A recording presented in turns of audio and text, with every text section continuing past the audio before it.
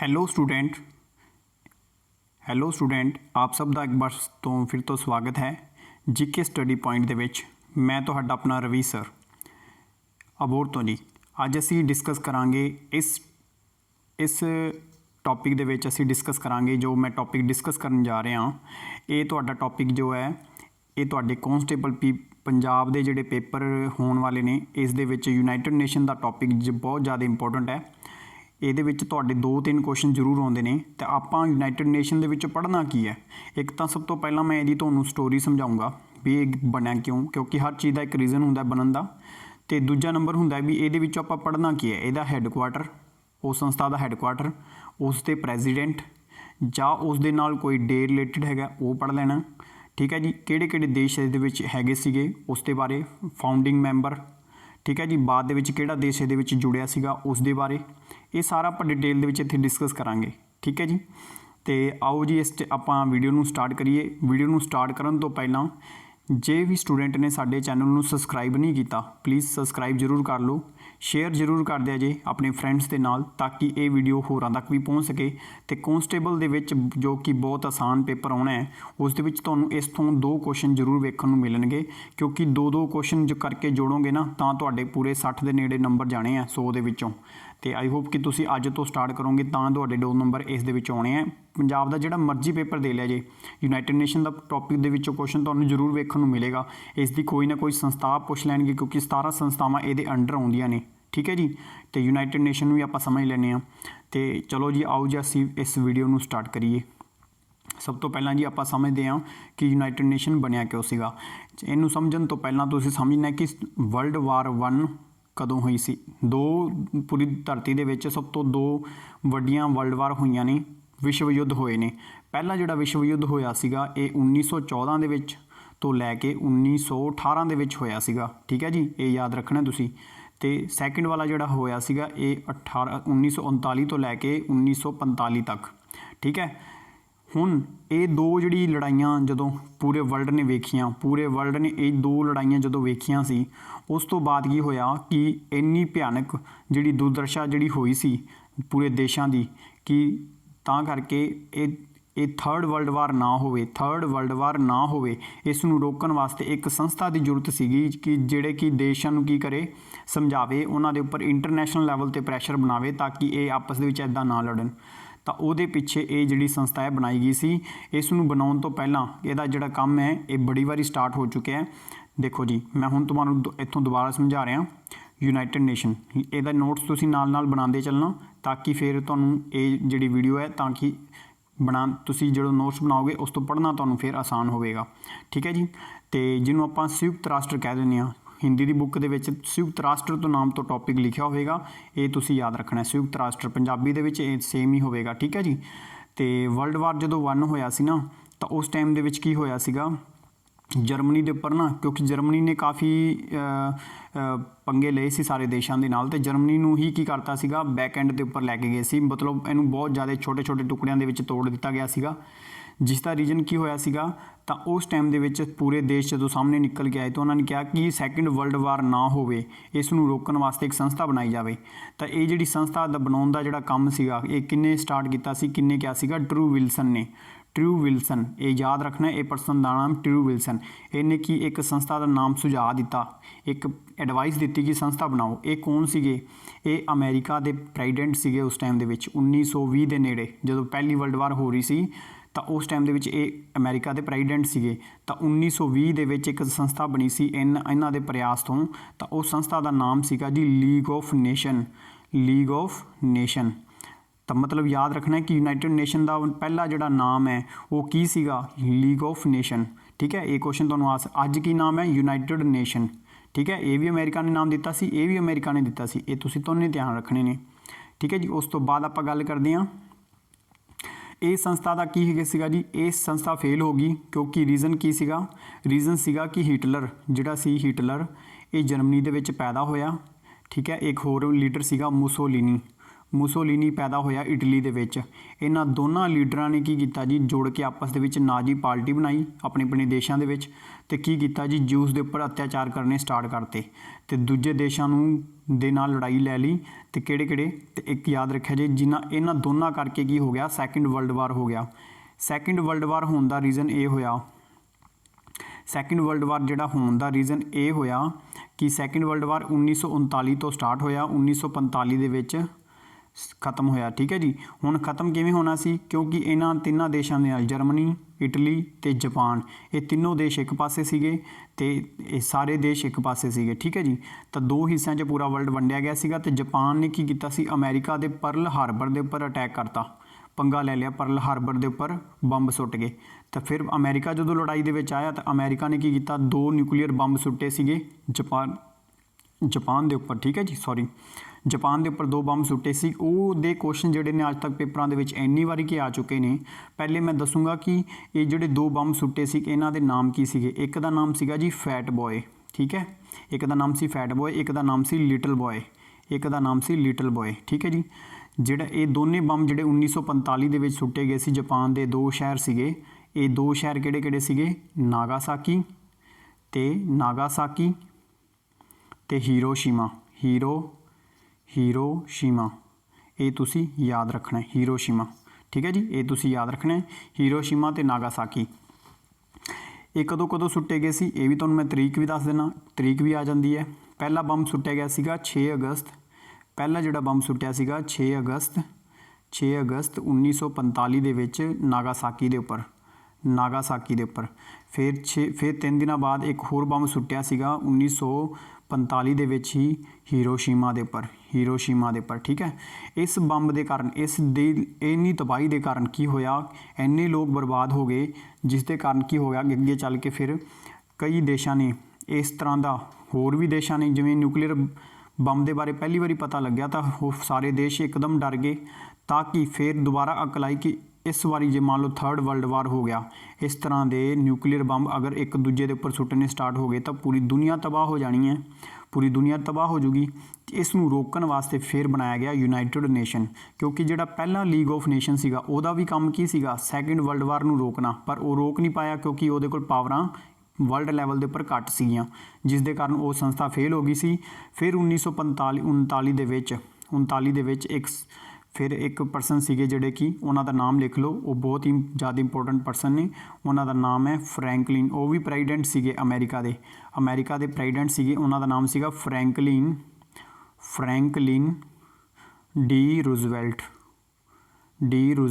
ਠੀਕ ਹੈ ਜੀ, ਇਹ ਤੁਸੀਂ ਯਾਦ ਰੱਖਣਾ ਹੈ। ਇਹ ਪਰਸਨ ਸੀਗਾ ਜਿਨ੍ਹਾਂ ਨੇ ਟਰਮ ਦਿੱਤੀ ਸੀ ਯੂਨਾਈਟਿਡ ਨੇਸ਼ਨ ਬਣਾਓ, ਇਹਨੂੰ ਦਿਓ ਫੁੱਲ ਪਾਵਰਾਂ, ਤਾਂ ਕਿ ਇਹਨੂੰ ਪਾਵਰ ਦਿਓਗੇ ਤਾਂ ਹੀ ਤਾਂ ਸੰਸਥਾ 3rd ਵਰਲਡ ਵਾਰ ਰੋਕੇਗੀ ਨਾ। ਤਾਂ ਇਸ ਵਾਸਤੇ ਇਹਨਾਂ ਨੇ ਇਹਦਾ ਮੇਨ ਜਿਹੜਾ ਯੂਨਾਈਟਿਡ ਨੇਸ਼ਨ ਦਾ ਕੰਮ ਸੀਗਾ ਵੀ ਤੀਸਰੇ ਵਰਲਡ ਵਾਰ ਨਾ ਹੋਵੇ, ਕਿਉਂਕਿ ਜਿੰਨੀ ਤਬਾਹੀ ਨਿਊਕਲੀਅਰ ਦੇ ਨਾਲ ਤੁਸੀਂ ਵੇਖਦੇ ਹੋ ਕਿ ਨਿਊਕਲੀਅਰ ਬੰਬ ਇੱਕ ਵਾਰ ਸੁੱਟਤਾ ਤੋਂ ਅੱਗੇ ਵਧੀ ਜਾਂਦਾ, ਉਹਦੇ 'ਚ ਇੰਨੀ ਜਿਹੜਾ ਪ੍ਰੈਸ਼ਰ ਹੁੰਦਾ ਹੈ, ਜਿਸ ਦੇ ਕਾਰਨ ਇੰਨੀ ਤਬਾਹੀ ਹੋਈ ਸੀ ਜਾਪਾਨ ਦੇ ਵਿੱਚ ਕਿ ਅੱਜ ਤੱਕ ਉੱਭਰ ਨਹੀਂ ਪਾਇਆ, ਉੱਥੇ ਘਾਹ ਵੀ ਨਹੀਂ ਉੱਗਦੀ ਹੈ ਅੱਜ ਤੱਕ ਵੀ, ਮਤਲਬ ਇਸ ਤਰ੍ਹਾਂ ਦਾ ਕੈਮੀਕਲ ਪੂਰੇ ਐਟਮੋਸਫੇਅਰ ਦੇ ਵਿੱਚ ਫੈਲ ਗਿਆ। ਠੀਕ ਹੈ ਜੀ। ਤਾਂ ਇਸ ਤਰ੍ਹਾਂ ਦੀ ਚੀਜ਼ਾਂ ਨੂੰ ਰੋਕਣ ਵਾਸਤੇ ਯੂਨਾਈਟਿਡ ਨੇਸ਼ਨ ਬਣਾਇਆ ਗਿਆ ਸੀਗਾ। ਆਈ ਹੋਪ ਕਿ ਹੁਣ ਤੁਹਾਨੂੰ ਜਿੰਨੇ ਤੱਕ ਮੈਂ ਸਮਝਾਇਆ ਸਾਰਾ ਸਮਝ ਆ ਗਿਆ ਹੋਵੇਗਾ। ਤੇ ਅੱਗੇ ਚੱਲਦੇ ਹਾਂ ਫਿਰ ਆਪਾਂ ਹੁਣ। ਤੇ ਉਸ ਤੋਂ ਬਾਅਦ ਦੇਖੋ ਜੀ, ਹੁਣ ਜਦੋਂ ਸੰਸਥਾ ਬਣਾਉਣ ਹੀ ਲੱਗ ਗਏ ਤਾਂ ਇਹਦੇ ਵਿੱਚ ਕੌਣ ਆਇਆ, 4 ਵੱਡੇ ਦੇਸ਼ ਅੱਗੇ ਆਏ ਸੀ, ਜਿਨ੍ਹਾਂ ਨੂੰ ਆਪਾਂ ਕਹਿੰਦੇ ਸੀ ਬਿਗ 4। ਕਈ ਵਾਰੀ ਪੇਪਰ 'ਚ ਪੁੱਛ ਲੈਂਦਾ ਬਿਗ 4 ਕੰਟਰੀਆਂ ਕਿਹੜੀਆਂ ਸੀ ਯੂਨਾਈਟਿਡ ਨੇਸ਼ਨ ਬਣਨ ਤੋਂ ਪਹਿਲਾਂ, ਤਾਂ ਇਹ ਤੁਸੀਂ ਯਾਦ ਰੱਖਣਾ ਹੈ। ਇਹ 4 ਕੰਟਰੀਆਂ ਕਿਹੜੀਆਂ ਸੀ, ਇੱਕ ਤਾਂ ਸੀਗਾ USA, ਠੀਕ ਹੈ, ਇੱਕ ਸੀਗਾ UK ਜਿਹੜਾ ਬ੍ਰਿਟੇਨ ਹੈ ਇੰਗਲੈਂਡ ਵਾਲਾ, ਇੱਕ ਅਮਰੀਕਾ, ਇੱਕ UK, ਇੱਕ ਹੋ ਗਿਆ ਤੁਹਾਡਾ ਸੋਵੀਅਤ ਯੂਨੀਅਨ ਮਤਲਬ, ਜਾਂ ਸੋਵੀਅਤ ਯੂਨੀਅਨ ਦਾ ਮਤਲਬ ਹੈ ਰਸ਼ੀਆ ਦੇ ਨਾਲ ਜਿਹੜੇ ਛੋਟੇ ਮੋਟੇ ਦੇਸ਼ ਹੈਗੇ ਸੀ, ਕਜ਼ਾਕਿਸਤਾਨ ਨੇ ਪਹਿਲਾਂ ਸਾਰਿਆਂ ਨੂੰ ਮਿਲਾ ਕੇ ਆਪਾਂ ਕੀ ਕਹਿੰਦੇ ਸੀ, ਸੋਵੀਅਤ ਯੂਨੀਅਨ। ਚੌਥਾ ਦੇਸ਼ ਸੀਗਾ ਜੀ ਚਾਈਨਾ। ਠੀਕ ਹੈ, ਇਹ ਯਾਦ ਰੱਖਣਾ ਹੈ, ਚਾਈਨਾ। ਇਹ 4 ਦੇਸ਼ਾਂ ਨੂੰ ਮਿਲਾ ਕੇ ਕੀ ਕਹਿੰਦੇ ਸੀਗੇ, ਇਹਨਾਂ ਨੂੰ ਜ਼ਿੰਮੇਵਾਰੀ ਦਿੱਤੀ ਗਈ ਕਿ ਪੂਰੇ ਵਰਲਡ ਦੇ ਵਿੱਚ ਤੁਸੀਂ ਸੰਭਾਲਣਾ ਕੋਈ 3rd ਵਰਲਡ ਵਾਰ ਨਾ ਹੋਵੇ। ਠੀਕ ਹੈ ਜੀ, 3rd ਵਰਲਡ ਵਾਰ ਨਹੀਂ ਹੋਣਾ ਚਾਹੀਦਾ, ਇਹ ਪਾਵਰਾਂ ਦਿੱਤੀਆਂ ਗਈਆਂ ਬਿਗ 4। ਬਾਅਦ ਦੇ ਵਿੱਚ ਚੱਲ ਕੇ ਕੀ ਕੀਤਾ ਜੀ, ਇੱਕ ਹੋਰ ਮੈਂਬਰ ਐਡ ਕਰ ਦਿੱਤਾ ਗਿਆ, ਉਹ ਸੀਗਾ ਜੀ ਕਿਹਨਾਂ ਨੂੰ, ਵੀ ਉਹ ਤੁਸੀਂ ਬੜੀ ਵਾਰੀ ਨਿਊਜ਼ 'ਚ ਸੁਣਿਆ ਹੋਏਗਾ ਵੀ ਇੰਡੀਆ ਨੂੰ ਵੀਟੋ ਪਾਵਰ ਮਿਲਦੀ ਸੀ ਤਾਂ ਆਪਾਂ ਲਈ ਨਹੀਂ। ਤਾਂ ਰੀਜ਼ਨ ਕੀ ਸੀਗਾ, UK ਨੇ ਸਿਫਾਰਿਸ਼ ਕੀਤੀ ਤੇ ਫਰਾਂਸ ਜਿਹੜਾ ਦੇਸ਼ ਸੀਗਾ ਇਸ ਨੂੰ ਜੀ 5ਵਾਂ ਮੈਂਬਰ ਬਣਾ ਦਿੱਤਾ ਗਿਆ। ਤਾਂ ਯਾਦ ਰੱਖਣਾ ਹੈ ਜੀ, ਹੁਣ ਜਿਹੜੇ ਆਪਾਂ ਕਹਿੰਦੇ ਆ ਨਾ ਜੀ ਯੂਨਾਈਟਿਡ ਨੇਸ਼ਨ ਦੇ ਵਿੱਚ ਜਿਨ੍ਹਾਂ ਕੋਲ ਵੀਟੋ ਪਾਵਰ ਹੈ, ਉਹ ਵੀਟੋ ਪਾਵਰ ਕਿਹਨਾਂ ਕੋਲ ਹੈਗੀ ਹੈ, ਉਹਨਾਂ ਨੂੰ ਆਪਾਂ ਕਹਿੰਦੇ ਆ P5 ਕੰਟਰੀ। P5 ਕੰਟਰੀ 4 ਕੰਟਰੀਆਂ ਉੱਪਰ ਮੈਂ ਦੱਸ ਚੁੱਕਿਆ, ਇਹ 5ਵੀਂ ਕੰਟਰੀ ਸੀ ਜਿਨ੍ਹਾਂ ਨੂੰ ਮਿਲਾ ਕੇ ਕੀ ਬਣਦਾ ਜੀ P5। P5 ਦਾ ਮਤਲਬ ਹੈ ਪਰਮਾਨੈਂਟ ਕੰਟਰੀ, ਪਰਮਾਨੈਂਟ ਕੰਟਰੀਜ਼, ਠੀਕ ਹੈ, ਜਿਨ੍ਹਾਂ ਨੇ ਯੂਨਾਈਟਿਡ ਨੇਸ਼ਨ ਬਣਾਇਆ, ਸਾਈਨ ਕੀਤੇ ਸਭ ਤੋਂ ਪਹਿਲਾਂ, ਠੀਕ ਹੈ ਜੀ। ਇਹ ਤੁਸੀਂ ਯਾਦ ਰੱਖ, ਜਿਨ੍ਹਾਂ ਕੋਲ ਵੀਟੋ ਪਾਵਰ ਹੈ, ਠੀਕ ਹੈ। ਵੀਟੋ ਪਾਵਰ ਦਾ ਮਤਲਬ ਮੈਂ ਸਮਝਾ ਦਿੰਦਾ ਹੁਣ ਅਗਲੀ ਸਲਾਈਡ ਦੇ ਵਿੱਚ। ਵੀਟੋ ਪਾਵਰ ਦਾ ਮਤਲਬ ਇਹ ਹੈ ਕਿ ਵਰਲਡ ਲੈਵਲ ਦੇ ਉੱਪਰ ਜੀ ਅਗਰ ਕੋਈ ਵੀ ਲੋਅ ਬਣਾਵਾਂਗੇ, ਵਰਲਡ ਲੈਵਲ ਦੇ ਉੱਪਰ ਕੋਈ ਵੀ ਲੋਅ ਬਣਾਵਾਂਗੇ, ਇਸ ਦੇ ਉੱਪਰ P5 ਮੈਂਬਰ ਦੇ ਸਾਈਨ ਹੋਣੇ ਜ਼ਰੂਰੀ ਨੇ। ਅਗਰ ਇਹਨਾਂ ਦੇ ਵਿੱਚੋਂ 4 ਮੈਂਬਰ P5 ਦੇ ਇੱਕ ਪਾਸੇ ਹੋਣ ਤੇ ਇੱਕ P5 ਦਾ ਮੈਂਬਰ ਇੱਕ ਪਾਸੇ ਹੋਵੇ ਤੇ ਉਹ ਕਹਿੰਦਾ ਇਹ ਲਾਅ ਨਹੀਂ ਬਣਨਾ ਚਾਹੀਦਾ, ਤਾਂ ਉਹ ਜੀ ਉਹ ਲਾਅ ਨਹੀਂ ਬਣੇਗਾ। ਇਹ ਸੀਗੀ ਵੀਟੋ ਪਾਵਰ, ਠੀਕ ਹੈ ਜੀ। ਆਈ ਹੋਪ ਕਿ ਸਮਝ ਗਏ ਹੋ ਕਿ ਇੱਕ ਪਰਸਨ ਨੇ ਵੀ ਇਹਦੇ 'ਚੋਂ ਮਨਾ ਕਰਤਾ ਨਾ ਕਿ ਇਹ ਲਾਅ ਨਹੀਂ ਬਣਨਾ ਚਾਹੀਦਾ, ਤਾਂ ਉਹ ਲਾਅ ਨਹੀਂ ਬਣੂਗਾ ਤੇ ਪੂਰੇ ਵਰਲਡ ਦੇ ਵਿੱਚ ਲਾਗੂ ਨਹੀਂ ਹੋਵੇਗਾ। ਤੇ ਪੂਰੇ P5 ਮੈਂਬਰ ਦੇ ਹੀ ਸਾਈਨ ਹੋਣੇ ਜ਼ਰੂਰੀ ਨੇ, ਤਾਂ ਕਰਕੇ ਉਹ ਲਾਅ ਪੂਰੀ ਦੁਨੀਆ ਦੇ ਵਿੱਚ ਲਾਗੂ ਹੋਵੇਗਾ। ਆਈ ਹੋਪ ਕਿ ਤੁਹਾਨੂੰ ਇਹ ਵੀਟੋ ਪਾਵਰ ਸਮਝ ਆ ਗਿਆ ਹੋਵੇਗਾ, ਠੀਕ ਹੈ ਜੀ। ਇਹ ਹੁੰਦੀ ਹੈ ਵੀਟੋ ਪਾਵਰ ਜਿਹੜੀ ਕਿ P5 ਮੈਂਬਰ ਦੇ ਕੋਲ ਹੈਗੀ ਹੈ, ਠੀਕ ਹੈ ਜੀ। ਅੱਜ ਚਾਈਨਾ ਕੋਲ ਹੈ, ਜਿਹੜੀ ਕਿ ਚਾਈਨਾ ਸਾਡੇ 'ਤੇ ਧਮਕੀਆਂ ਮਾਰਦਾ ਇਸ ਗੱਲ ਦੀਆਂ, ਠੀਕ ਹੈ ਜੀ। ਅੱਗੇ ਚੱਲ ਕੇ ਤੁਸੀਂ ਯਾਦ ਰੱਖਣਾ ਜੀ, ਹੁਣ ਤੁਸੀਂ ਜਿਹੜਾ ਮੇਨ ਕੁਐਸਚਨ ਜੋ ਤੁਹਾਡੇ ਪੇਪਰਾਂ ਲਈ ਇੰਪੋਰਟੈਂਟ ਹੈ ਉਹ ਵੇਖ ਲੈਂਦੇ ਹਾਂ। ਇਹ ਤਾਂ ਆਪਾਂ ਸਟੋਰੀ ਸਮਝੀ ਹੈ। ਹੁਣ ਜਿਹੜਾ ਉਹ ਦਿਨ ਸੀਗਾ ਜਿਸ ਦਿਨ ਸਭ ਤੋਂ ਪਹਿਲਾਂ ਦੇਖੋ, ਕੋਈ ਵੀ ਆਪਾਂ ਬੋਡੀ ਬਣਾਉਣੇ ਆ, ਕੋਈ ਵੀ ਦੇਸ਼ ਮੰਨ ਲਓ ਸੰਸਥਾ ਬਣਾਉਣੇ ਆ, ਬੋਡੀ ਸੰਸਥਾ ਦਾ ਮਤਲਬ ਜਿਹੜੀ ਸੰਸਥਾ ਬਣਾਉਣੇ ਆ ਉਹਦਾ ਸਭ ਤੋਂ ਪਹਿਲਾਂ ਹੁੰਦਾ ਜੀ ਡਰਾਫਟ ਤਿਆਰ। ਡਰਾਫਟ ਦਾ ਮਤਲਬ ਹੁੰਦਾ ਸਾਰਾ ਢਾਂਚਾ ਵੀ ਕਿਵੇਂ ਸੰਸਥਾ ਚੱਲੂਗੀ, ਠੀਕ ਹੈ ਜੀ। ਤੇ ਢਾਂਚੇ, ਉਹ ਢਾਂਚੇ ਦੇ ਵਿੱਚ ਜਿਹੜਾ ਸਭ ਕੁਝ ਲਿਖਿਆ ਹੁੰਦਾ ਹੈ, ਪੂਰੇ ਕਾਗਜ਼ ਹੁੰਦੇ ਨੇ, ਡਿਕਲੇਰੇਸ਼ਨ ਜਿਹਨੂੰ ਆਪਾਂ ਕਹਿ ਦਿੰਦੇ ਹਾਂ। ਤਾਂ ਯੂਨਾਈਟਿਡ ਨੇਸ਼ਨ ਡਿਕਲੇਰੇਸ਼ਨ ਸਾਈਨ ਹੋਇਆ ਸੀ ਪਹਿਲਾਂ, ਸਭ ਤੋਂ ਪਹਿਲਾਂ ਡਿਕਲੇਰੇਸ਼ਨ ਬਣਿਆ ਸੀਗਾ, ਠੀਕ ਹੈ ਜੀ। ਇਹ ਜਿਹੜੇ ਡਿਕਲੇਰੇਸ਼ਨ ਸਾਈਨ ਹੋਇਆ ਸੀਗਾ, ਉਸ ਤੋਂ ਬਾਅਦ ਇਸ ਡਿਕਲੇਰੇਸ਼ਨ ਦੇ ਉੱਪਰ 5 ਕੰਟਰੀਆਂ ਨੇ ਸਾਈਨ ਕੀਤੇ। ਬਾਅਦ ਦੇ ਵਿੱਚ ਚੱਲ ਕੇ ਦਿਨ ਆਇਆ 24 ਅਕਤੂਬਰ 1945 ਵਾਲਾ ਦਿਨ। ਇਸ ਦਿਨ ਫਿਰ ਯੂਨਾਈਟਿਡ ਨੇਸ਼ਨ ਬਣ ਗਿਆ ਸੀਗਾ, ਇਹ ਲਾਗੂ ਹੋ ਗਿਆ ਸੀ ਇਹ ਲਾਅ ਜਿਵੇਂ, ਠੀਕ ਹੈ ਜੀ। ਤਾਂ 24 ਅਕਤੂਬਰ ਨੂੰ ਕਿਹੜਾ ਦਿਨ ਮਨਾਇਆ ਜਾਂਦਾ? UN ਡੇ ਮਨਾਇਆ ਜਾਂਦਾ, ਯੂਨਾਈਟਿਡ ਨੇਸ਼ਨ ਡੇ ਮਨਾਇਆ ਜਾਂਦਾ ਹੈ ਪੂਰੇ ਵਰਲਡ ਦੇ ਵਿੱਚ, ਠੀਕ ਹੈ। ਇਹ ਤੁਸੀਂ ਯਾਦ ਰੱਖਣਾ ਹੈ। ਆਈ ਹੋਪ ਕਿ ਤੁਹਾਨੂੰ ਸਾਰਿਆਂ ਨੂੰ ਸਮਝ ਆ ਗਿਆ ਹੋਵੇਗਾ। ਹੁਣ ਅੱਛਾ, ਇਸ ਦਾ ਹੁਣ ਮੇਨ ਪੁੱਛ ਲੈਂਦੇ ਕਿ ਜਿਹੜੀ ਜਦੋਂ ਇਹ ਡਿਕਲੇਰੇਸ਼ਨ ਸਾਈਨ ਹੋ ਰਿਹਾ ਸੀਗਾ, ਡਿਕਲੇਰੇਸ਼ਨ ਜਦੋਂ ਸਾਈਨ ਹੋ ਰਿਹਾ ਸੀਗਾ ਤਾਂ ਉਹ ਕਿਹੜੀ ਥਾਂ ਸੀ? ਤਾਂ ਯੂਨਾਈਟਿਡ ਨੇਸ਼ਨ ਦੀ ਜਿਹੜਾ ਇੱਕ ਬਿਲਡਿੰਗ ਹੈ, ਕਿੱਥੇ? ਅਮਰੀਕਾ ਦੇ ਵਿੱਚ, USA ਦੇ ਨਿਊਯਾਰਕ ਸ਼ਹਿਰ ਦੇ ਵਿੱਚ। ਨਿਊਯਾਰਕ ਕੀ ਹੈ ਜੀ? ਇਹ ਅਮਰੀਕਾ ਦੀ ਆਰਥਿਕ ਰਾਜਧਾਨੀ ਹੈ। ਆਰਥਿਕ ਸਮਝਦੇ ਹੋ, ਜਿੱਥੇ ਪੈਸੇ ਦਾ ਲੈਣ ਦੇਣ ਹੁੰਦਾ ਹੈ। ਇੱਕ ਮੇਨ ਰਾਜਧਾਨੀ ਕਿਹੜੀ ਹੈ ਜੀ? ਵਾਸ਼ਿੰਗਟਨ DC, ਠੀਕ ਹੈ ਜੀ। ਇਹ ਮੇਨ ਰਾਜਧਾਨੀ ਹੈ ਅਮਰੀਕਾ ਦੀ। ਤਾਂ ਨਿਊਯਾਰਕ ਦੇ ਵਿੱਚ ਤੁਸੀਂ ਦੇਖੋ, ਮੈਪ ਖੋਲ੍ਹ ਕੇ ਤੁਸੀਂ ਸਾਈਨ ਮਾਰੋਗੇ ਨਾ, ਉੱਥੇ ਬੜੇ ਦੇਸ਼ਾਂ ਦੀ ਇੱਕ ਬਿਲਡਿੰਗ ਵੱਡੀ ਜੀ ਖੜੀ ਆ, ਉਹਦੇ ਸਾਹਮਣੇ ਸਾਰੇ ਦੇਸ਼ਾਂ ਦੇ ਝੰਡੇ ਲੱਗੇ ਹੋਏ ਨੇ, ਇਹ ਤੁਸੀਂ ਵੇਖ ਸਕਦੇ ਹੋ ਉੱਥੇ, ਠੀਕ ਹੈ ਜੀ। ਤੇ ਇਹ ਤੁਸੀਂ ਲਗਭਗ ਯਾਦ ਰੱਖਣਾ ਕਿ ਯੂਨਾਈਟਿਡ ਨੇਸ਼ਨ ਦੀ ਬਿਲਡਿੰਗ ਕਿੱਥੇ ਹੈ? ਤਾਂ ਨਿਊਯਾਰਕ ਦੇ ਵਿੱਚ ਹੈ, ਠੀਕ ਹੈ ਜੀ। ਤੇ ਕਿਹੜੇ ਦਿਨ ਮਨਾਇਆ ਗਿਆ ਸੀ? 24 ਅਕਤੂਬਰ ਨੂੰ ਆਪਾਂ ਯੂਨਾਈਟਿਡ ਡੇ ਮਨਾਉਣੇ ਆ। 1945 ਨੂੰ ਇਹ ਸੰਸਥਾ ਲਾਗੂ ਹੋ ਗਈ ਸੀ। ਅੱਛਾ, ਉਸ ਤੋਂ ਬਾਅਦ ਗੱਲ ਆਉਂਦੀ ਹੈ ਜੀ, ਫਿਰ ਯੂਨਾਈਟਿਡ ਨੇਸ਼ਨ ਤੋਂ ਬਾਅਦ ਹੈੱਡਕੁਆਟਰ ਮੈਂ ਦੱਸ ਹੀ ਚੁੱਕਿਆ। ਹੁਣ ਗੱਲ ਕਰਦੇ ਹਾਂ ਆਪਾਂ ਮੈਂਬਰ ਕਿੰਨੇ ਤਰ੍ਹਾਂ ਦੇ ਹੁੰਦੇ ਨੇ ਜਿਹੜੇ ਇਹਦੇ 'ਚ ਜੁੜਦੇ ਨੇ? ਉਹ ਹੁੰਦੇ ਨੇ 2 ਤਰ੍ਹਾਂ ਦੇ। ਇੱਕ ਉਹ ਮੈਂਬਰ ਜਿਹੜੇ ਹੁੰਦੇ ਨੇ ਫਾਊਂਡਿੰਗ ਮੈਂਬਰ, ਜਿਹੜੇ ਸਭ ਤੋਂ ਪਹਿਲਾਂ ਜਿਨ੍ਹਾਂ ਨੇ ਸਾਈਨ ਕੀਤੇ ਸੀ P5 ਤੋਂ ਇਲਾਵਾ ਜਿਨ੍ਹਾਂ ਨੇ ਸਭ ਤੋਂ ਪਹਿਲੇ ਸਾਈਨ ਕੀਤੇ ਸੀ, ਉਹਨਾਂ ਨੂੰ ਆਪਾਂ ਕਹਿੰਦੇ ਹਾਂ ਫਾਊਂਡਿੰਗ ਮੈਂਬਰ। ਜਿਹੜੇ ਬਾਅਦ ਦੇ ਵਿੱਚ ਜੁੜਦੇ ਗਏ ਉਹਨਾਂ ਨੂੰ ਨਾਰਮਲ ਮੈਂਬਰ ਕਹਿੰਦੇ ਆ, ਠੀਕ ਹੈ ਜੀ। ਉਹ ਨਾਰਮਲ ਬਾਅਦ ਦੇ ਵਿੱਚ ਜੁੜਦੇ ਰਹਿੰਦੇ ਨੇ, ਠੀਕ ਹੈ ਜੀ। ਜੋ ਤਾਂ ਇਸ ਦੇ ਵਿੱਚ ਆਪਾਂ ਹੁਣ ਇਹ ਕੁਐਸਚਨ ਦੇਖਣਾ ਕਿ ਇੰਡੀਆ ਕਿਹੜਾ ਮੈਂਬਰ ਹੈ। ਇੰਡੀਆ ਦਾ ਕੁਐਸਚਨ ਤੁਹਾਡੇ ਦਿਮਾਗ 'ਚ ਆ ਰਿਹਾ ਵੀ ਇੰਡੀਆ ਕਿਸ ਤਰ੍ਹਾਂ ਦਾ ਮੈਂਬਰ ਹੈ। ਤੇ ਯਾਦ ਰੱਖਣਾ ਸਭ ਤੋਂ ਪਹਿਲਾਂ P5 ਤੋਂ ਇਲਾਵਾ ਟੋਟਲ 51 ਮੈਂਬਰਾਂ ਨੇ ਸਾਈਨ ਕੀਤੇ ਸੀ as a founding member. United Nation ਬਣਿਆ ਸੀ ਤੇ ਐਜ਼ ਏ ਫਾਊਂਡਿੰਗ ਮੈਂਬਰ 51 ਮੈਂਬਰਾਂ ਨੇ ਸਾਈਨ ਕੀਤੇ ਸੀਗੇ। India as a founding member, India ਕੀ ਹੈ ਯੂਨਾਈਟਿਡ ਨੇਸ਼ਨ ਦੇ ਵਿੱਚ? ਫਾਊਂਡਿੰਗ ਮੈਂਬਰ ਹੈ। ਫਾਊਂਡਿੰਗ ਮੈਂਬਰ ਵਜੋਂ ਆਪਾਂ ਜਾਣੇ ਜਾਂਦੇ ਹਾਂ ਇੱਥੇ, ਠੀਕ ਹੈ ਜੀ। ਇਹ ਤੁਸੀਂ ਯਾਦ ਰੱਖਣਾ ਹੈ। ਹੁਣ ਕੁੱਲ ਮਿਲਾ ਕੇ ਸਾਡੇ ਕਿੰਨੇ ਮੈਂਬਰ ਹੋ ਚੁੱਕੇ ਨੇ ਯੂਨਾਈਟਿਡ ਨੇਸ਼ਨ ਦੇ ਵਿੱਚ? 193 ਮੈਂਬਰ ਹੋ ਚੁੱਕੇ ਹੈ। ਇਹ ਵੀ ਤੁਸੀਂ ਯਾਦ ਰੱਖਣਾ। 193 ਵਾਲਾ ਲਾਸਟ ਮੈਂਬਰ ਕਿਹੜਾ ਜੁੜਿਆ ਜੀ? ਸਾਊਥ ਸੁਡਾਨ ਇਹ ਜਿਹੜਾ ਮੈਂਬਰ ਹੈ ਇਹ ਜੁੜਿਆ ਤੁਹਾਡਾ, ਠੀਕ ਹੈ ਜੀ। ਇਹ ਤੁਸੀਂ ਯਾਦ ਰੱਖਣਾ। ਹੁਣ ਇਹ ਤੁਹਾਡਾ ਹੋ ਚੁੱਕਿਆ ਹੈ। ਅੱਛਾ, ਫਾਊਂਡਿੰਗ ਮੈਂਬਰ ਦੇ ਵਿੱਚ ਜਿਹੜਾ 51 ਨੰਬਰ 'ਤੇ ਜਿਹੜਾ ਮੈਂਬਰ ਜੁੜਿਆ ਸੀ ਉਹ ਸੀਗਾ ਜੀ ਪੋਲੈਂਡ, ਠੀਕ ਹੈ ਜੀ। ਪੋਲੈਂਡ, ਇਹ ਤੁਸੀਂ ਕਈ ਵਾਰੀ ਪੇਪਰਾਂ 'ਚ ਆ ਜਾਏ ਤਾਂ ਪੁੱਛ ਲੈਣ, ਧਿਆਨ ਰੱਖਣਾ। ਇੰਡੀਆ ਕਿਹੜਾ ਮੈਂਬਰ ਹੈ ਜੀ? 51 ਦੇ ਵਿੱਚ ਆਉਂਦਾ ਹੈ, ਠੀਕ ਹੈ ਜੀ। ਫਾਊਂਡਿੰਗ ਮੈਂਬਰ ਹੈ। ਹੁਣ ਤੁਹਾਡਾ ਪੇਪਰ ਦੇ ਵਿੱਚ ਜਿਹੜਾ ਕੁਐਸਚਨ ਆਉਂਦਾ ਜੀ ਇਹ ਆਇਆ 90। ਹੁਣ ਤੱਕ ਕਿੰਨੇ ਮੈਂਬਰ ਜੁੜ ਚੁੱਕੇ? 193 ਵਾਲਾ ਮੈਂਬਰ ਕਿਹੜਾ ਜੀ? ਸਾਊਥ ਸੁਡਾਨ, ਠੀਕ ਹੈ ਜੀ। ਇਹ ਅਫਰੀਕਾ ਦਾ ਇੱਕ ਦੇਸ਼ ਹੈ ਛੋਟਾ ਜਿਹਾ, ਠੀਕ ਹੈ ਜੀ। ਇਹ ਤੁਸੀਂ ਯਾਦ ਰੱਖਣਾ। ਇਹ ਕਦੋਂ ਜੁੜਿਆ ਸੀ? 2011 ਦੇ ਵਿੱਚ। ਇਹ ਵੀ ਯਾਦ ਰੱਖਣਾ 2011 ਦੇ ਵਿੱਚ। ਆਈ ਹੋਪ ਕਿ ਤੁਹਾਨੂੰ ਸਾਰਿਆਂ ਨੂੰ ਸਮਝ ਆ ਰਿਹਾ ਹੋਵੇਗਾ। ਉਸ ਤੋਂ ਬਾਅਦ ਆਪਾਂ ਨੈਕਸਟ ਚੱਲਦੇ ਹਾਂ। ਹੁਣ ਇਹਦਾ ਮੇਨ ਯੂਨਾਈਟਿਡ ਨੇਸ਼ਨ ਦਾ ਕੰਮ ਕੀ ਹੈ, ਮਤਲਬ ਇਹਨੂੰ ਆਪਾਂ ਕਹਿੰਦੇ ਹਾਂ ਮੋਟੋ। ਇਹਦਾ ਮੇਨ ਮੋਟੋ ਕੀ ਹੈ? ਇਹਦਾ ਮੇਨ ਮੋਟੋ ਹੈ ਜੀ ਪੂਰੇ ਦੁਨੀਆ ਦੇ ਵਿੱਚ ਇੰਟਰਨੈਸ਼ਨਲ ਪੀਸ ਸਥਾਪਿਤ ਕਰਨਾ, ਸ਼ਾਂਤੀ ਸਥਾਪਿਤ ਕਰਨਾ ਪੂਰੀ ਦੁਨੀਆ ਦੇ ਵਿੱਚ। ਥਰਡ ਵਰਲਡ ਵਾਰ ਨਾ ਹੋਵੇ, ਇਸ ਨੂੰ ਰੋਕਣਾ ਮੇਨ ਕੰਮ ਇਹਦਾ, ਕਿਉਂਕਿ ਵਰਲਡ ਵਾਰ ਹੁੰਦੀ ਹੈ ਤਾਂ ਪੂਰੇ ਦੇਸ਼ ਦੇ ਵਿੱਚ ਤਬਾਹੀਆਂ ਹੁੰਦੀਆਂ ਨੇ, ਠੀਕ ਹੈ ਜੀ। ਦੂਜੇ ਨੰਬਰ 'ਤੇ ਹਿਊਮਨ ਰਾਈਟਸ, ਕੋਈ ਕਿਸੇ ਦਾ ਮੰਨ ਲਓ ਦੁਰਵਿਵਹਾਰ ਕਰ ਰਿਹਾ ਕਿਸੇ ਇਨਸਾਨੀ ਜਾਤੀ ਦੇ ਨਾਲ, ਮੰਨ ਲਓ ਚਾਈਨਾ ਜਿਵੇਂ ਉਇਗਰ ਮੁਸਲਮਾਨ ਹੈਗੇ, ਉਹਨਾਂ ਦੇ ਉੱਪਰ ਲਗਾਤਾਰ ਇਸ਼ੂ ਉਠਾਉਂਦਾ ਰਹਿੰਦਾ, ਉਸ ਨੂੰ ਰੋਕਣਾ, ਹਿਊਮਨ ਰਾਈਟਸ ਦੇ ਖਿਲਾਫ ਖੜੇ ਹੋਣਾ, ਠੀਕ ਹੈ ਜੀ। ਇਹ ਤੁਸੀਂ ਯਾਦ ਰੱਖਣਾ। ਫਿਰ ਕੀ ਹੈ ਜੀ, ਉਸ ਤੋਂ ਬਾਅਦ ਪੂਰੀ ਦੁਨੀਆ ਦੇ ਵਿੱਚ ਸਿਕਿਉਰਿਟੀ ਮੇਨਟੇਨ ਕਰਨਾ। ਪੂਰੀ ਦੁਨੀਆ ਦੇ ਵਿੱਚ ਕਿਸੇ ਦੇਸ਼ ਦੀ ਕੋਈ ਬਾਉਂਡਰੀ ਦਾ ਡਿਸਪਿਊਟ ਹੈ ਉਸ ਨੂੰ ਸੋਲਵ ਕਰਨਾ, ਕਿਸੇ ਦੇਸ਼ ਦਾ ਪਾਣੀ ਦਾ ਡਿਸਪਿਊਟ ਹੈ ਉਹਨੂੰ ਸੋਲਵ ਕਰਨਾ, ਕੋਈ ਦੇਸ਼ ਦਾ ਕਿਸੇ ਵੀ ਤਰ੍ਹਾਂ ਦਾ ਇਸ਼ੂ ਆਉਂਦੇ ਉਹ ਦੇਸ਼ ਨੂੰ ਯੂਨਾਈਟਿਡ ਨੇਸ਼ਨ ਨੇ ਸੋਲਵ ਕਰਨਾ, ਠੀਕ ਹੈ ਜੀ।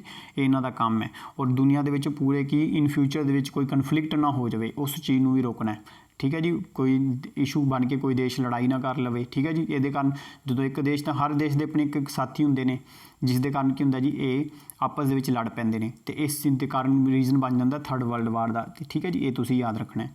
ਆਈ ਹੋਪ ਕਿ ਤੁਹਾਨੂੰ ਹੁਣ ਤੱਕ ਦਾ ਸਾਰਾ ਸਮਝ ਆ ਗਿਆ ਹੋਵੇਗਾ।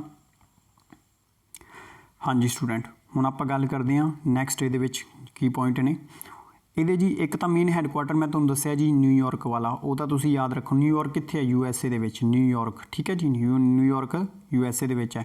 ਇਹਦੇ 3 ਹੈੱਡਕੁਆਟਰ ਹੋਰ ਵੀ ਨੇ। ਸਭ ਤੋਂ ਪਹਿਲਾ ਹੈੱਡਕੁਆਟਰ ਜਿਹੜਾ ਜੀ ਇਹਦਾ ਹੈਗਾ ਜਨੇਵਾ ਦੇ ਵਿੱਚ। ਜਨੇਵਾ ਕਿੱਥੇ ਹੈ? ਇਹ ਸਵਿਟਜ਼ਰਲੈਂਡ ਦੀ ਰਾਜਧਾਨੀ ਹੈ। ਸਵਿਟਜ਼ਰਲੈਂਡ ਇੱਕ ਦੇਸ਼ ਹੈ ਜੀ ਯੂਰਪ ਦੇ ਵਿੱਚ, ਇਹ ਤੁਸੀਂ ਵੇਖ ਲੈਣਾ ਮੈਪ ਦੇ ਵਿੱਚ। ਇੱਕ ਇਹਦਾ ਜਿਹੜਾ ਹੈਗਾ ਨੈਰੋਬੀ ਇੱਕ ਕੰਟਰੀ ਕੈਪੀਟਲ ਹੈਗੀ ਹੈ, ਜਿਵੇਂ ਦਿੱਲੀ ਹੈਗਾ ਉਵੇਂ ਨੈਰੋਬੀ ਇੱਕ ਸ਼ਹਿਰ ਹੈ ਜੀ। ਉਹ ਕਿਹਦੀ ਰਾਜਧਾਨੀ ਹੈ ਜੀ? ਇੱਕ ਕੀਨੀਆ ਦੇਸ਼ ਹੈ ਅਫਰੀਕਾ ਦੇ ਵਿੱਚ, ਕੀਨੀਆ ਦੇਸ਼ ਦੀ ਰਾਜਧਾਨੀ ਹੈ, ਠੀਕ ਹੈ ਜੀ। ਉੱਥੇ ਤੁਸੀਂ ਇੱਕ ਹੈੱਡਕੁਆਟਰ ਹੈ। ਇੱਕ ਹੈਗਾ ਜੀ ਯੂਰਪ ਦੇ ਵਿੱਚ ਵਿਅਨਾ, ਇਹ ਹੈਗਾ ਜੀ ਆਸਟਰੀਆ ਦੀ ਰਾਜਧਾਨੀ। ਓਨਲੀ ਆਸਟਰੀਆ ਮੈਂ ਕਹਿ ਰਿਹਾ, ਆਸਟ੍ਰੇਲੀਆ ਨਹੀਂ ਕਹਿ ਰਿਹਾ। ਆਸਟਰੀਆ ਇੱਕ ਕੈਪੀਟਲ ਹੈਗੀ ਆ, ਉਹਦੀ ਕੈਪੀਟਲ ਹੈ ਵਿਅਨਾ ਦੇ ਵਿੱਚ ਹੈਗਾ। ਤਾਂ 3 ਹੈੱਡਕੁਆਟਰ ਬੇਸਿਕਲੀ ਤੁਸੀਂ ਯਾਦ ਕਰਨੇ ਨੇ। ਇਹ 3 ਯਾਦ ਕਰ ਲਿਆ ਜੇ, ਬਹੁਤ ਜ਼ਿਆਦਾ ਇੰਪੋਰਟੈਂਟ ਹੈ। ਬਾਰ-ਬਾਰ ਤੁਹਾਨੂੰ ਪੁੱਛੇ ਜਾ ਸਕਦੇ ਵੀ ਕਿਹੜਾ ਹੈੱਡਕੁਆਟਰ ਇਹਦੇ ਵਿੱਚ ਨਹੀਂ ਹੈ, ਇੱਦਾਂ ਕਰਕੇ, ਜਾਂ ਕਿਹੜੇ ਇਹਦੇ ਵਿੱਚ ਜਿਹੜਾ ਕੀਨੀਆ ਵਾਲਾ ਜਿਹੜਾ ਹੈੱਡਕੁਆਟਰ ਨੈਰੋਬੀ ਵਾਲੇ 'ਤੇ ਕੁਐਸਚਨ ਬੜੀ ਵਾਰੀ ਪੇਪਰਾਂ 'ਚ ਆ ਚੁੱਕਿਆ, ਧਿਆਨ ਰੱਖਿਆ ਜੀ ਤੁਸੀਂ, ਠੀਕ ਹੈ ਜੀ। ਅਤੇ ਜਨੇਵਾ ਵਾਲੇ ਵੀ 'ਤੇ ਵੀ ਬਾਰੀ ਆਉਂਦਾ ਹੀ ਰਹਿੰਦਾ ਨਿਊਜ਼ ਦੇ ਵਿੱਚ। ਅੱਛਾ, ਇਹਦੀਆਂ ਨਾ 6 ਆਫੀਸ਼ੀਅਲ ਲੈਂਗੁਏਜ ਹੈਗੀਆਂ ਨੇ। ਆਫੀਸ਼ੀਅਲ ਲੈਂਗੁਏਜ ਕਿੰਨੀਆਂ ਨੇ? ਤਾਂ ਯਾਦ ਰੱਖਣੇ ਨੇ 6 ਲੈਂਗੁਏਜ ਹੈਗੀਆਂ ਨੇ। 6 ਲੈਂਗੁਏਜ ਯੂਨਾਈਟਿਡ ਨੇਸ਼ਨ ਦੇ ਵਿੱਚ 6 ਲੈਂਗੁਏਜ ਦੇ ਵਿੱਚ ਕੰਮ ਚੱਲਦਾ, ਠੀਕ ਹੈ ਜੀ। ਪਹਿਲੀ ਤਾਂ ਹੁਣ ਤੁਸੀਂ P5 ਮੈਂਬਰ ਪੜ੍ਹ ਚੁੱਕੇ ਹੋ ਮੇਰੇ ਹਿਸਾਬ ਨਾਲ, ਜਿਹਦੇ ਨਾਲ ਤੁਹਾਨੂੰ 4 ਲੈਂਗੁਏਜ ਯਾਦ ਹੋ ਜਾਣਗੀਆਂ। ਸਭ ਤੋਂ ਪਹਿਲਾਂ ਸੀਗਾ ਅਮਰੀਕਾ USA, ਫਿਰ ਸੀਗਾ UK, ਉਸ ਤੋਂ ਬਾਅਦ ਸੀਗਾ ਕੌਣ? ਚਾਈਨਾ ਤੋਂ ਬਾਅਦ ਸੀਗਾ ਇੱਕ ਰਸ਼ੀਆ ਵੀ ਮੈਂ ਦੱਸਿਆ ਤੁਹਾਨੂੰ, ਰਸ਼ੀਆ ਜਿਹਨੂੰ ਆਪਾਂ ਸੋਵੀਅਤ ਯੂਨੀਅਨ ਕਹਿ ਦਿੰਦੇ ਹਾਂ। ਇੱਕ ਸੀਗਾ ਫਰਾਂਸ, ਠੀਕ ਹੈ ਜੀ। ਇਹਨਾਂ ਦੋਨਾਂ ਦੀ ਤਾਂ ਹੈਗੀ ਹੈ ਇੰਗਲਿਸ਼, ਅਮਰੀਕਾ ਅਤੇ ਇੰਗਲੈਂਡ ਦੀ ਤਾਂ ਦੋਨਾਂ ਦੀ ਲੈਂਗੁਏਜ ਇੰਗਲਿਸ਼ ਆਉਂਦੀ ਹੈ। ਚਾਈਨੀਜ਼ ਦੀ ਤਾਂ ਚਾਈਨੀਜ਼ ਆ ਗਈ, ਹੁਣ ਰਸ਼ੀਆ ਦੀ ਆ ਗਈ ਰਸ਼ੀਅਨ, ਅਤੇ ਫਰਾਂਸ ਵਾਲਿਆਂ ਦੀ ਫਰੈਂਚ। 4 ਲੈਂਗੁਏਜ ਯਾਦ ਹੋ ਗਈਆਂ। 4 ਲੈਂਗੁਏਜ ਤੋਂ ਬਾਅਦ ਆਪਾਂ ਗੱਲ ਕਰਦੇ ਹਾਂ ਜਿਹੜੀ 2 ਲੈਂਗੁਏਜ ਹੋਰ ਰਹਿ ਗਈਆਂ। 2 ਲੈਂਗੁਏਜ ਹੋਰ ਕਿਹੜੀਆਂ ਰਹਿ ਗਈਆਂ ਜੀ? ਇੱਕ ਜਿਹੜੀ ਹੈਗੀ ਆ ਉਹ ਤਾਂ ਇੱਕ ਰਹਿ ਗਈ ਜਿਹੜੀ ਇੱਕ ਸਪੈਨਿਸ਼, ਇੱਕ ਰਹਿ ਗਈ ਤੁਹਾਡੀ ਅਰੈਬਿਕ, ਅਰਬ ਦੇਸ਼ਾਂ ਦੇ ਨਾਲ ਗੱਲ ਕਰਨ ਵਾਸਤੇ ਅਰੈਬਿਕ। ਬਾਕੀ ਸਾਊਥ ਅਮਰੀਕਾ ਦੇ ਦੇਸ਼ ਦੇ ਉੱਪਰ ਰਾਜ ਕੀਤਾ ਸੀ ਸਪੇਨ ਨੇ, ਤਾਂ ਕਰਕੇ ਇੱਥੇ ਸਪੈਨਿਸ਼ ਚੱਲਦੀ ਹੈ, ਤਾਂ ਕਰਕੇ ਇੱਥੇ ਸਪੈਨਿਸ਼ ਲੈਂਗੁਏਜ ਬਣ ਗਈ। ਤਾਂ 6 ਟੋਟਲ ਜਿਹੜੀਆਂ ਲੈਂਗੁਏਜ ਤੁਹਾਨੂੰ ਮੈਂ ਕਰਵਾ ਚੁੱਕਿਆ। ਤਾਂ ਇਸ ਦੇ ਵਿੱਚ ਆਪਾਂ ਵੇਖਣਾ ਜੀ ਮੇਨ ਬੇਸਿਕਲੀ 2 ਲੈਂਗੁਏਜ ਇਸ ਤਰ੍ਹਾਂ ਦੀਆਂ ਹੈਗੀਆਂ ਨੇ ਜਿਹੜੀ ਕਿ ਪੇਪਰਾਂ ਦੇ ਵਿੱਚ ਬੇਸਿਕਲੀ ਤੁਹਾਨੂੰ ਪੁੱਛੀ ਜਾਣਗੀ, ਜਿਹੜੀ ਵਰਕਿੰਗ ਲੈਂਗੁਏਜ ਨੇ। ਹੁਣ ਮੈਂ ਦੱਸਣਾ ਵੀ ਕੰਮਕਾਜ ਕਿਹੜੀ ਬੋਲੀ ਦੇ ਵਿੱਚ ਹੁੰਦਾ ਹੈ। 2 ਲੈਂਗੁਏਜ ਯਾਦ ਰੱਖਣੀਆਂ ਨੇ ਆਪਾਂ, ਇੱਕ ਤਾਂ ਇੰਗਲਿਸ਼ ਯਾਦ ਰੱਖਣੀ ਹੈ, ਔਰ ਦੂਸਰੀ ਸਭ ਤੋਂ ਜ਼ਿਆਦਾ ਬੋਲੀ ਜਾਂਦੀ ਹੈ ਯੂਨਾਈਟਿਡ ਨੇਸ਼ਨ ਦੇ ਵਿੱਚ ਫਰਾਂਸ ਵਾਲੀ ਲੈਂਗੁਏਜ, ਠੀਕ ਹੈ। ਇਹ 2 ਲੈਂਗੁਏਜ ਤੁਹਾਨੂੰ ਯਾਦ ਰੱਖਣੀਆਂ ਨੇ। ਬਾਕੀ ਆਪਾਂ ਪਾਰਟ 2 ਦੇ ਵਿੱਚ ਆਪਾਂ ਡਿਸਕਸ ਕਰਾਂਗੇ। ਇਸ ਤੋਂ ਬਾਅਦ ਪਾਰਟ 2 ਵੀ ਆਵੇਗਾ, ਉਸ ਦੇ ਵਿੱਚ ਮੈਂ ਤੁਹਾਨੂੰ ਇਸ ਦੇ 6 ਪਿਲਰ ਪੜ੍ਹਾਵਾਂਗਾ ਵੀ ਯੂਨਾਈਟਿਡ ਨੇਸ਼ਨ ਕੰਮ ਕਿਵੇਂ ਕਰਨਾ। ਹੁਣ ਤਾਂ ਆਪਾਂ ਵੇਖ ਲਈ ਨਾ ਸੰਸਥਾ ਬਣ ਕਿਵੇਂ ਗਈ, ਸੰਸਥਾ ਬਣ ਗਈ ਹੈ। ਹੁਣ ਆਪਾਂ ਇਹਦੇ ਇੰਪੋਰਟੈਂਟ ਸਾਰੇ ਪੁਆਇੰਟ ਵੇਖ ਲਏ ਨੇ। ਹੁਣ ਪਾਰਟ 2 ਦੇ ਵਿੱਚ ਮੈਂ ਦੱਸੂੰਗਾ 6 ਪਿਲਰ। ਉਸ ਤੋਂ ਬਾਅਦ ਪਾਰਟ 3 ਦੇ ਵਿੱਚ ਮੈਂ ਤੁਹਾਨੂੰ ਦੱਸੂੰਗਾ 17 ਏਜੰਸੀਆਂ ਦੇ ਹੈੱਡਕੁਆਟਰ, ਉਹਨਾਂ ਦੇ ਡਾਇਰੈਕਟਰ ਜਨਰਲ, ਅਤੇ ਯੂਨਾਈਟਿਡ ਨੇਸ਼ਨ ਦਾ ਟੌਪਿਕ ਫਿਰ ਕੰਪਲੀਟ ਹੋ ਜਾਊਗਾ। ਤੁਹਾਡੇ 2 ਨੰਬਰ ਪੱਕੇ ਹੋ ਜਾਣਗੇ, ਠੀਕ ਹੈ ਜੀ। 2-3 ਨੰਬਰ ਪੱਕੇ ਜ਼ਰੂਰ ਹੋਣਗੇ। ਅਤੇ ਆਈ ਹੋਪ ਕਿ ਤੁਹਾਨੂੰ ਸਾਰਿਆਂ ਨੂੰ ਵਧੀਆ ਲੱਗਿਆ ਹੋਵੇਗਾ। ਤਾਂ ਪਲੀਜ਼ ਲਾਈਕ, ਸ਼ੇਅਰ, ਸਬਸਕ੍ਰਾਈਬ ਜ਼ਰੂਰ ਕਰ ਦਿਆ ਜੇ ਚੈਨਲ ਨੂੰ। ਅਤੇ ਥੈਂਕ ਯੂ ਜੀ, ਮਿਲਦੇ ਹਾਂ ਨੈਕਸਟ ਲੈਕਚਰ ਦੇ ਵਿੱਚ।